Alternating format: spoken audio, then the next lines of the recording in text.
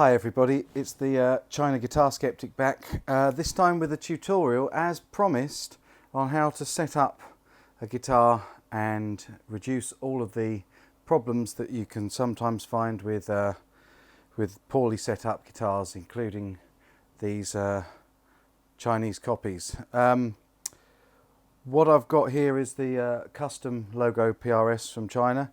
I just want to go through and tell you a little bit of what I've learned over the years and what I know. I'm not saying I'm right or that this is the definitive tutorial, but I will tell you what I know. I'll share that with you. So there are numerous things that will affect how a guitar plays and what you need to do to set up a guitar properly, and I'll go through them. There's the bridge height, and that's dictated by either on a Les Paul type guitar on 2 screws which raise and lower the bridge, or on a guitar like here you've got individual saddles which are adjusted by Allen keys. That's one element. The other element is the nut, how high or deeply the nut is cut. If it's cut too deep, it will cause buzz on the frets and you won't be able to actually play open strings very well. So the nut needs to be cut correctly, and also the spacings for the strings, the width of the neck cut, the nut cut has to be right to take the strings. Once the saddle heights are relative to the nut and they're correct, the next thing that affects the neck in a big way is the neck relief, and that is adjusted by using the truss rod. Now, when a string is played, it vibrates, and it doesn't just go up and down or side to side, it vibrates in a circular motion, a little bit like this. That's a shot down from the bridge down the neck. There's another shot here in slow motion. I've taken these with our little camera that does slow motion. That's a shot across the pickups, and here again where the most movement is at the 12th fret. You'll see that big movement.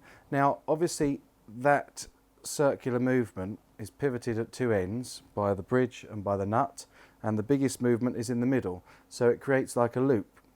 So what you've got with a guitar neck, to get correct relief, is you want the neck to be shaped a little bit like that loop. It's a tiny little difference in the shape, but it makes it slightly parabolic, and then that string can move without touching any of the frets. So that's simple. Neck's very simple to adjust. You use an Allen key, this is the wrong size Allen key, but there we are.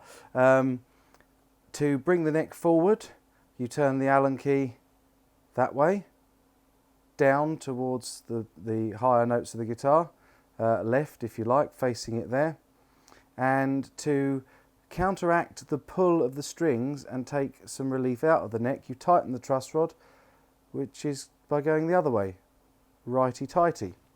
So simply, once the bridge and the nut are correct, everything else is adjusted by the neck relief. And after you've set up the bridge and the neck for the first time and you do it properly, you should never have to adjust those again unless you change gauge of strings or you change major things on the guitar, unless you change the strings basically. And after that, any changes to the guitar will be due to temperature, humidity, settlement of the guitar, and everything else from then on you would adjust with the truss rod. Never go back and adjust the bridge. So looking at that, I've done all of that on this guitar, and what I haven't done yet is I haven't gone through and checked for which strings are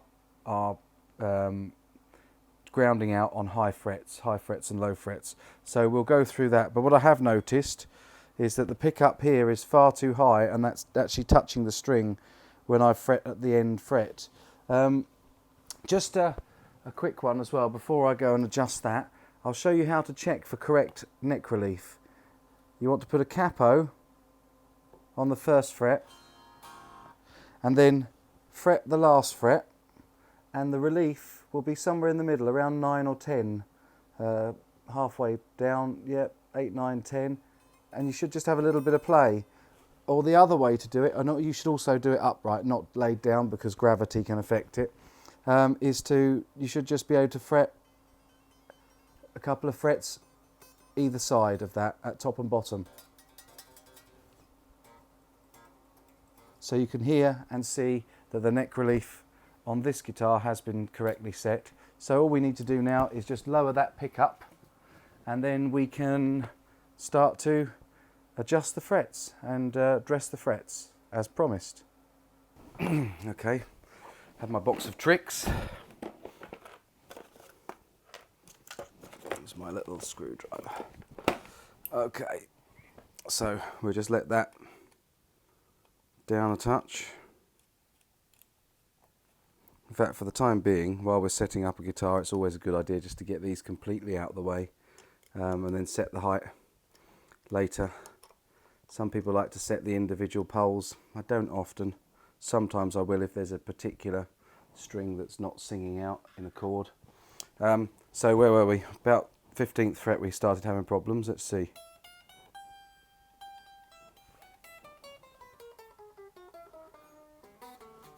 That's gone.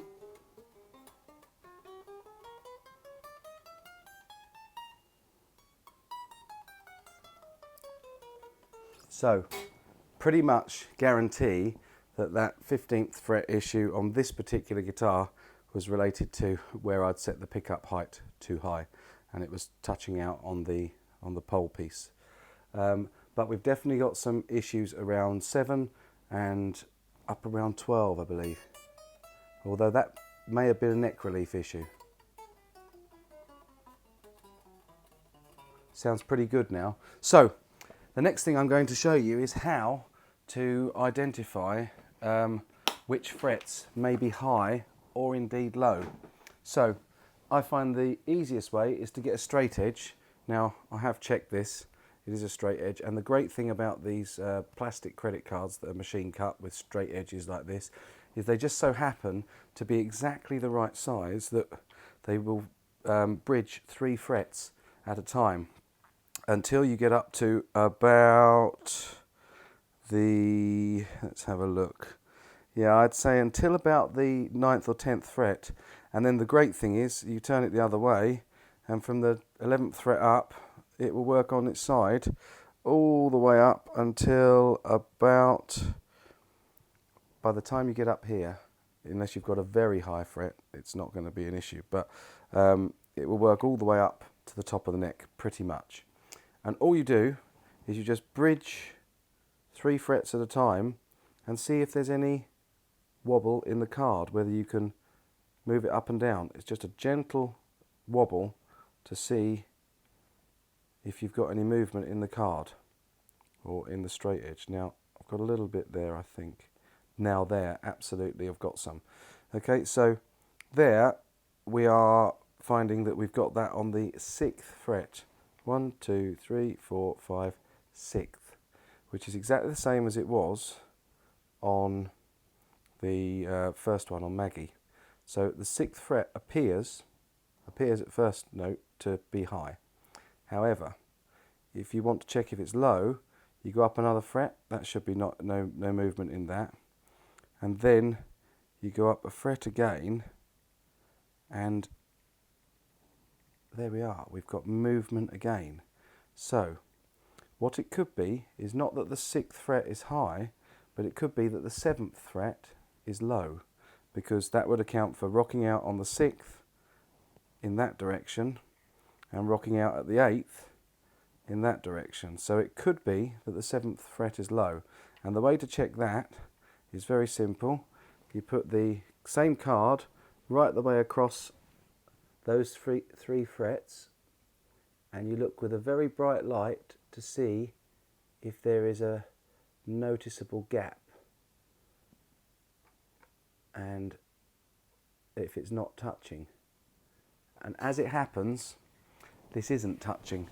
So I believe that the issue with this guitar may be a low 7th rather than a high 6th fret, which is a lot more difficult to get over, because what you need to do with a low fret is you need to carefully dress the frets away from it, just to bring the level down so that they don't buzz out on the frets either side of that.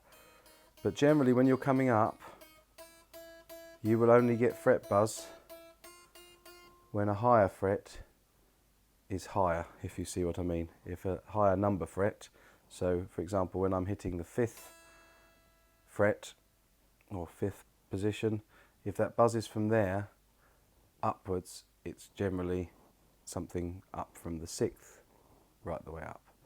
So that's how you work out the height problems and issues with your frets. The next step is to file the frets to bring all of them into level, in a level plane. Now with a low fret, it's very often better to have a complete redress to get all of the frets level. In this instance I'm going to do a little bit more checking, because I actually believe that earlier I checked it out and that it is the 6th fret that's high, not the 7th fret that's low. If that is the case, we'll go on to showing you how to gently file down and redress the fret. Okay, so what I've done now is I've taken the strings completely off of the guitar. Just have a little polish up, just because it's a habit. Especially this bit between the pickups, which always frustrates me. You can't get to very well with the strings on. So a little bit of a polish out there. Okay, so then we go back to our card, and what I like to do is I like to mark up the frets to show which ones I believe to be high or low. So just go up and you can go across all of the 3s and find any high or low spots. Just like that. And here we are. Not so much at the top of this fret, but from about there down on that 6th fret. There we go. So what I like to do is just take a Sharpie and mark that fret.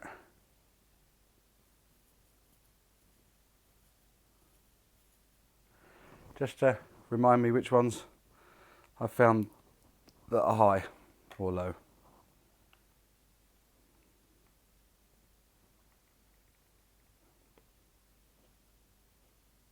Again, that next fret seems to be high, but again, not right up to the top. So, just going to mark that one, like so. Blue Peter. Thanks, Brett.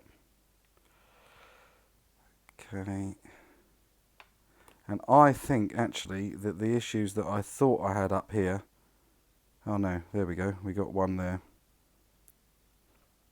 Just a little bit, just halfway down the 13th fret.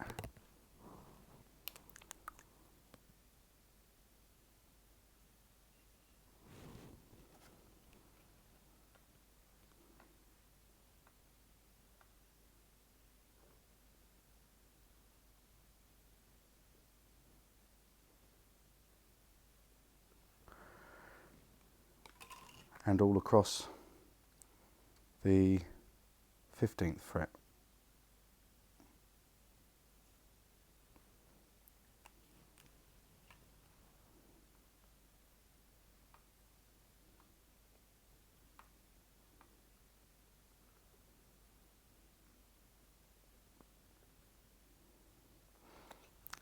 Seventeenth.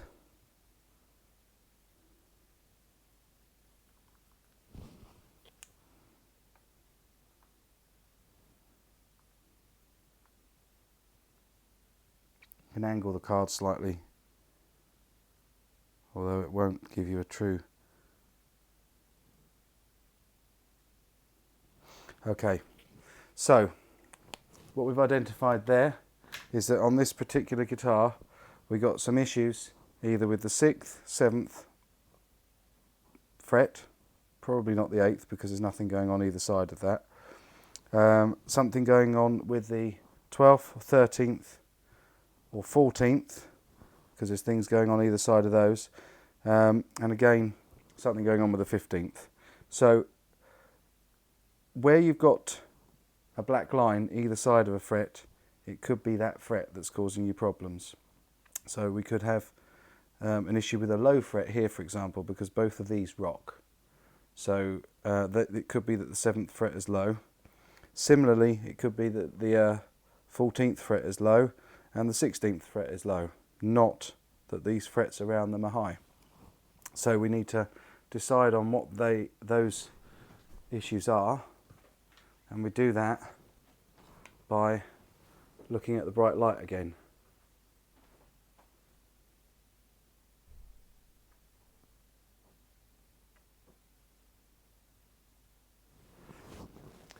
And I think that what we've got is a high fret on the 13th and a high fret on the 15th, which is what's causing all the issues up here.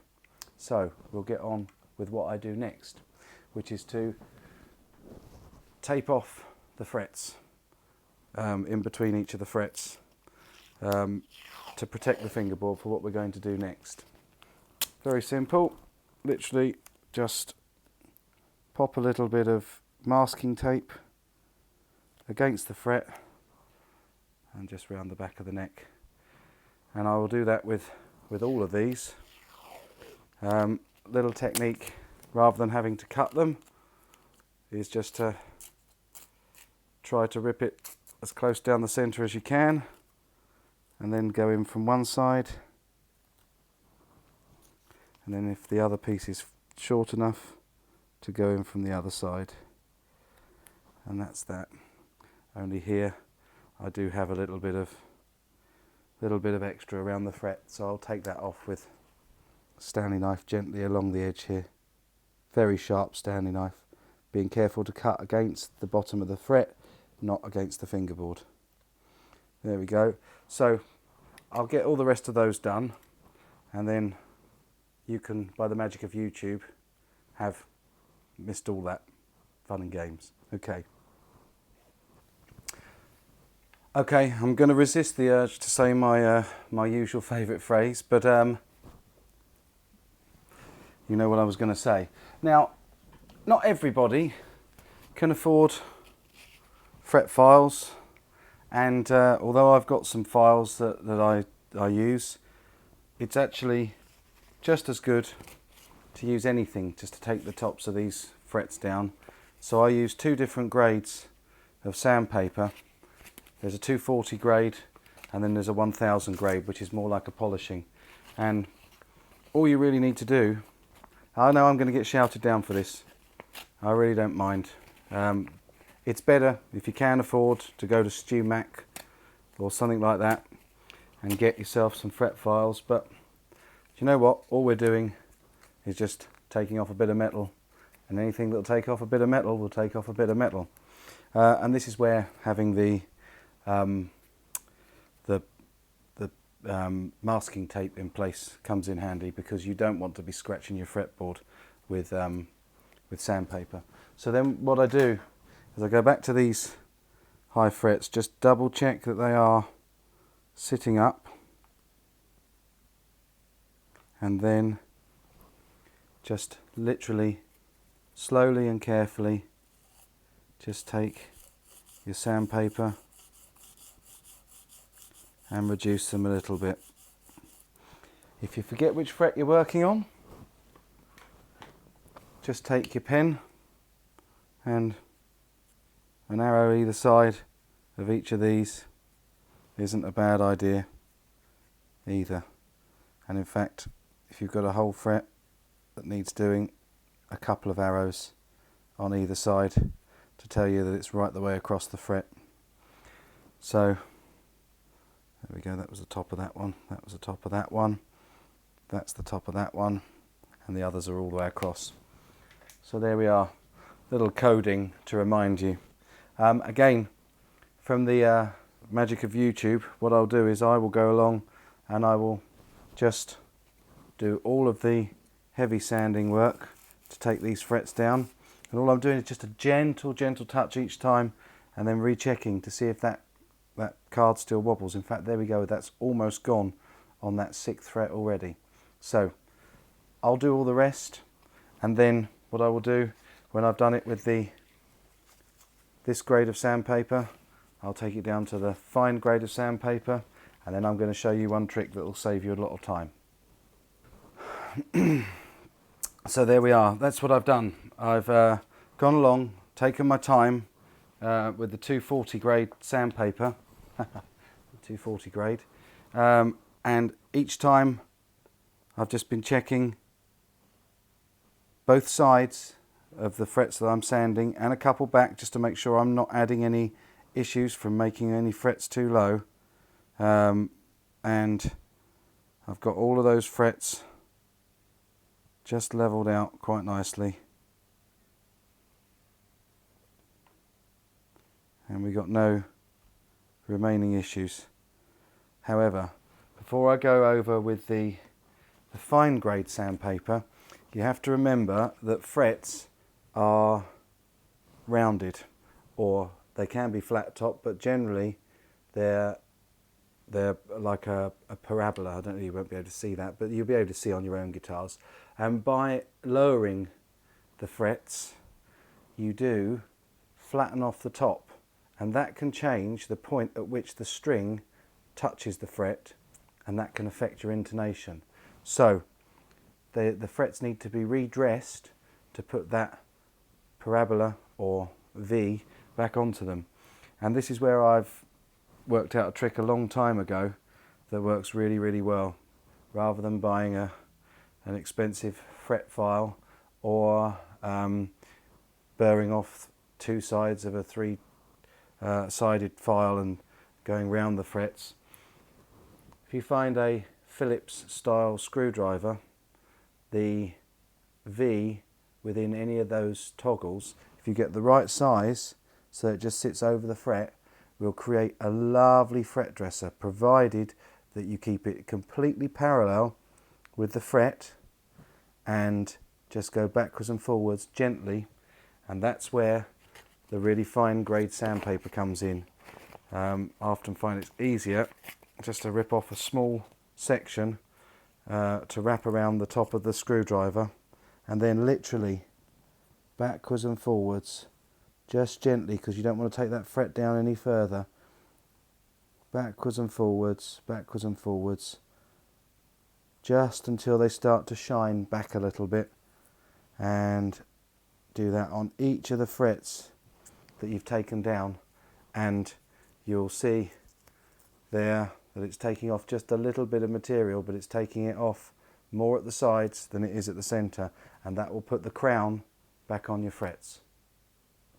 Next job is to, when I finish that of course, is to take off the masking tape and restring the guitar. By the magic of YouTube.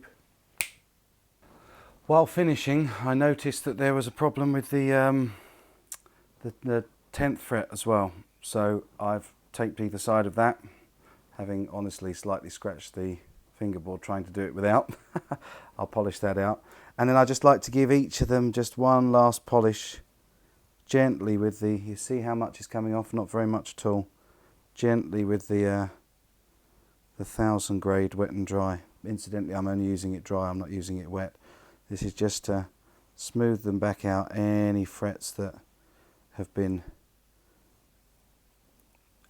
dressed, just so that you don't end up with any rough parts on them that could cause you to catch your strings, or that just makes them rough to play with, really.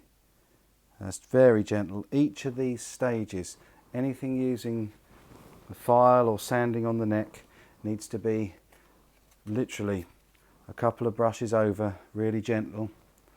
Check again with the card, check a fret back to make sure you're not got a low fret that's causing the issue, not the high fret. And each time you work your way around the fretboard, finding all of the high and low spots and evening them out, and then afterwards use the very fine grit sandpaper just to take off that flat top and round it back over. Then last of all, you can get a cloth and just give those frets a really good polish back up, just to just to get rid of any other potential tangs, or it's unlikely to be tangs after the fine grade sandpaper. It's just really just to give it a polish, to bring it back close to how the other frets on the guitar look, just to look a little bit more spick and span and polished. Might as well do the others while I'm at it. Incidentally, another little handy tip: if you do find one end of a fret is too high, just check that it's not slightly raised and proud. If it is, very simple technique, so that you don't bruise the fret, lay a cloth over it and then just gently knock it, not much more than that, until it goes back into place. Check that it's gone flat, check your height again against the frets either side. So that is it. Now it's time to take the masking tape off and to restring the guitar. So that will be the magic of YouTube. Okay, now I've got the strings back on, got it roughly in tune. I'm going to use Big Ben's nut sauce, and that's simply because it just frees up every moving part. I'm just going to put a little bit under each of the strings, saddles, just at the end of the saddle, just to give it a little bit of lubrication in there. More so on the G string than anywhere else, because we all know that the G string can be a problem. Okay, and I'm going to do it at the nut end as well. Just a little dollop in the middle of each.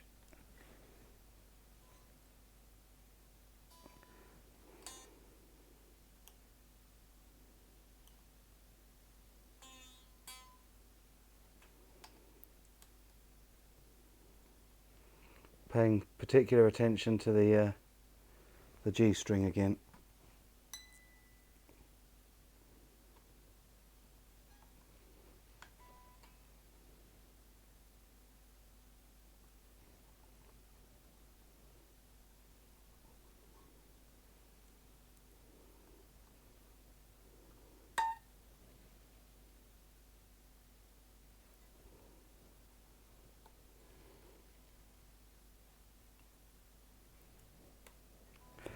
And that should help the guitar to be nice and mobile, the strings to be nice and mobile, and just let's just lubricate that in there with the whammy bar, and that should make it easier to tune. And then once it's in tune, it should stay much closer in tune. So we'll quickly do that.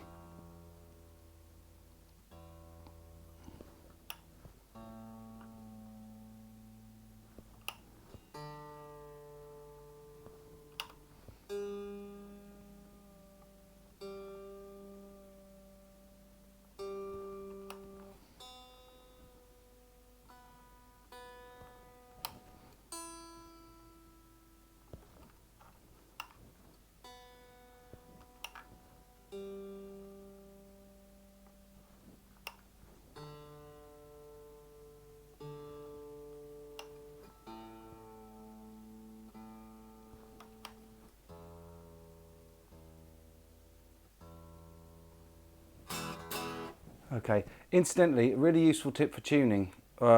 Unfortunately this won't do it, but a lot of people make the mistake of tuning really gently and waiting for the note to die out. But then what happens is when you play, your attack tends to push the note sharp. So you're better to tune hitting the string something like the way you will when you're playing it. So unfortunately, as I say, this tuner won't do that because it doesn't like the receiving the signal that way, but the Boss GT100 is fine with that, and it's kept my strings really in tune the whole time. So it's definitely a tip worth considering. So there we go, and we're there or thereabouts. So completely restrung, and it should have now no issues with fret buzz on any of the high or low frets. So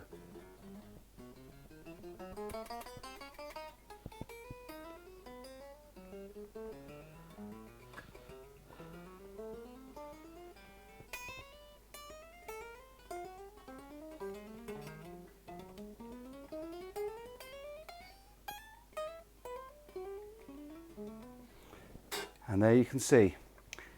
I know I'm going to get lots of complaints saying, oh, I can't believe what you did, that you used a screwdriver to redress the shape of the fret, that you used sandpaper on a block. What I'm trying to give you here, folks, is an easy way for anybody to do it without needing to go out and buy expensive fret files. As you can see, this is now got no problems with frets. All those frets have been dressed. All those frets that were high have been taken down a bit. All those that are low have had the others around them just taken down a little bit. And just remember, when doing this, it's tiny, tiny little bits at a time. Don't dig into that fret or push on the sandpaper. Let the sandpaper do the work. Or if you're using a file, use a very, very, very fine file and just gently take it down. Keep checking with that straight edge, and then you'll find if there's any high spots creeping up on frets adjacent.